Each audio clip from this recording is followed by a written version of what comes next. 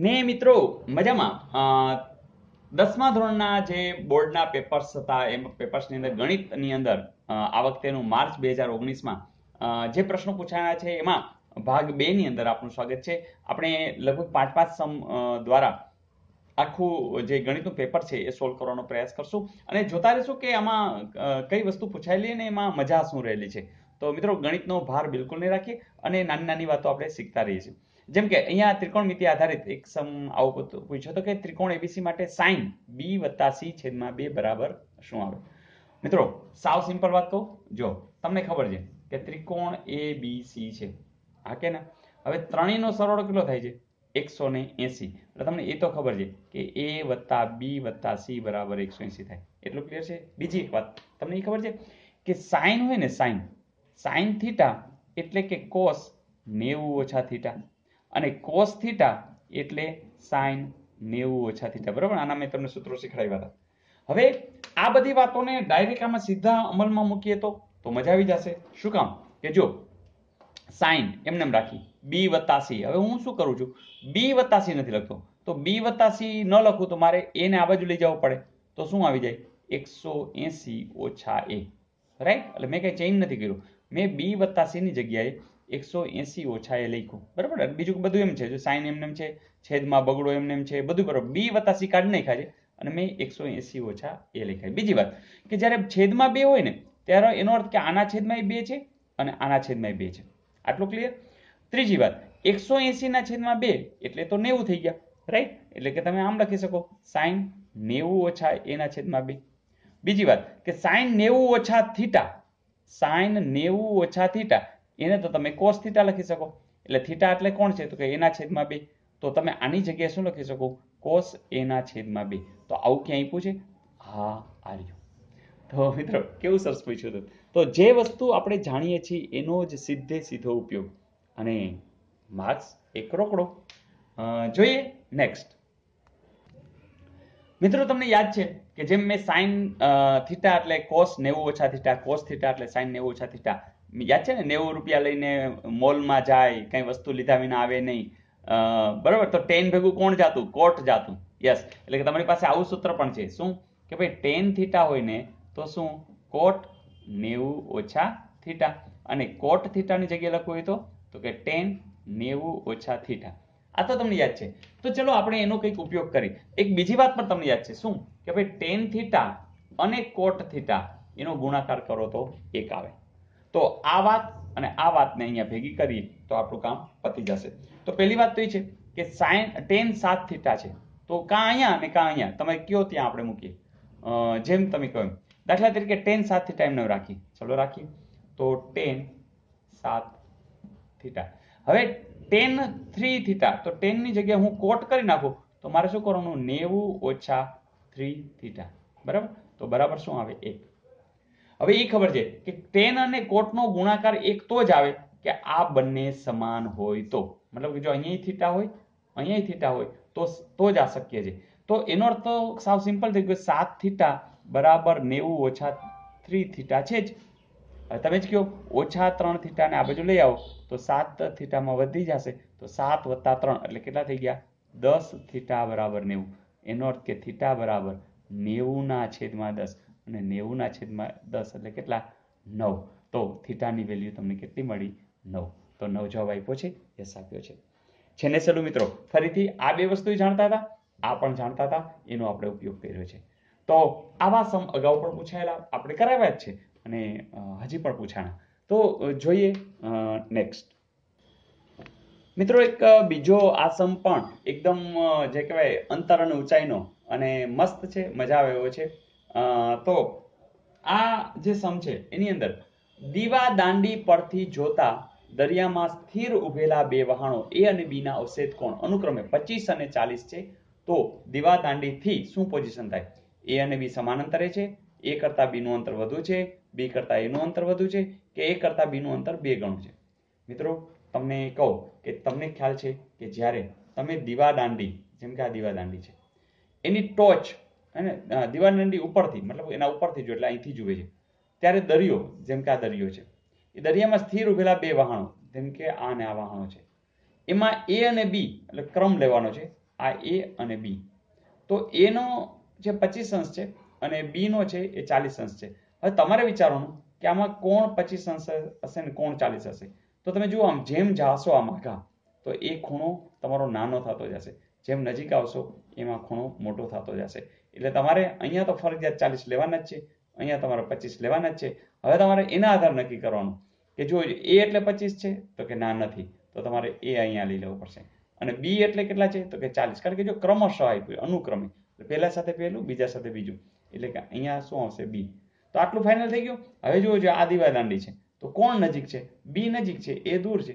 તો જોજો ક્યાં મેળ પડે છે? એ અને બી સમાન અંતરે, તો જવા દો. એ કરતા બી નું અંતર વધારે છે, તો એ કરતા બી નું અંતર નહીં, બી કરતા એ નું અંતર વધારે છે. યસ, તો બી કરતા એ નું અંતર વધારે છે, તો એ આપણો જવાબ આવશે. Is it okay? તો આવું પણ પૂછેલું અને જેમાં માત્ર આકૃતિને આધારે જ તમે ફાઇનલ જવાબ આપી શકો. જોઈએ નેક્સ્ટ. મિત્રો અહીં 10 મીટર લંબાઈ ની નિસરણી એસી દિવાલને ટેકવેલી છે અને નિસરણીનો નીચેનો છેડો સી એ 8 મીટર દૂર હોય તો સાઇન સી એ કેટલા થશે? અહીં મિત્રો 10 મીટર લંબાઈની નિસરણી એસી દિવાલને ટેકવેલી છે. અહીંયા જરા સાથે છે નિસરણી એસી, કારણ કે જો એનો છેડો સી એવું પણ કહ્યું છે. તો સ્વાભાવિક છે મિત્રો કે અહીંયા એક આ દિવાલ છે, બરાબર, અને એની સાથે આ રીતે નિસરણી છે. હવે જો 10 મીટર લંબાઈની છે એટલે આ 10 થી ફાઇનલ છે. આ જો 90 ડિગ્રી થયું કે નહીં, તો એનો અર્થ કે કાટકોણ ત્રિકોણ તો આપણને મળી જ ગયો છે. હવે આ જે અંતર છે ને એ 8 છે. તમે જ કહો કે જો આ 8 જાણો છો, આ 10 જાણો છો, તો આ મળી જાય કે નહીં? મળી જ જાય, કારણ કે તમને ખબર છે, ધારો કે આ x હોય તો શું થાય? x નો વર્ગ વત્તા 8 નો વર્ગ બરાબર 10 નો વર્ગ. જે લોકોને ત્રિપુટીની ખબર છે એ ખબર છે કે 3 4 5, તો 3 4 5 તો ડબલ ડબલ જ છે. તો અહીંયા 6 થઈ જાય, અહીંયા 8 થઈ જાય અને 10 થઈ જાય, એટલે કે x બરાબર 6 આવશે. પણ આમ ધારો કે નથી ખબર તો કંઈ વાંધો નહીં. તો x વર્ગ 8 8 64, દાएं દાएं 100, 64 ઉપર જશે તો 100 ઓછા 64 એટલે શું થશે? 36. એટલે કે બંને બાજુ વર્ગમૂળ લેતા x ની કિંમત કેટલી મળી ગઈ? 6.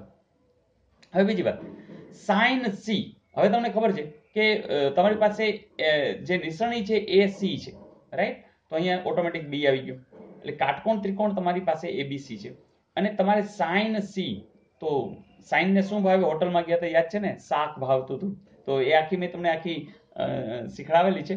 તો શાક એટલે કે સામેની બાજુ છેદમાં કર્ણ. તો બસ સામેની બાજુ કોણ છે? આ.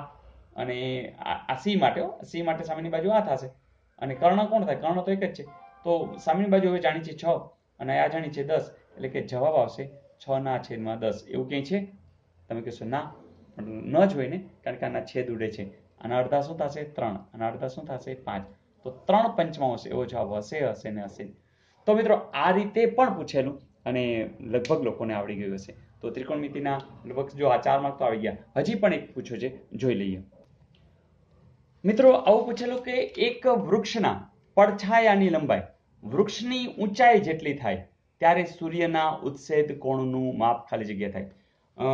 ફરીથી આ ત્રિકોણમિતિ આધારિત અંતર અને ઊંચાઈ આ ચેપ્ટરના ટોટલ આટલા 5 આપણે જોઈ રહ્યા છીએ. એમાં વૃક્ષ છે એટલે આપણે એક વૃક્ષ દોરીએ. ચલો આ વૃક્ષ છે, તો વૃક્ષ આમ દોરવાનું નહીં, પણ આપણે ખબર છે એક લીટી, એક લાઈન, બરાબર? તો એ વૃક્ષ છે અને આ શું હશે? જમીન.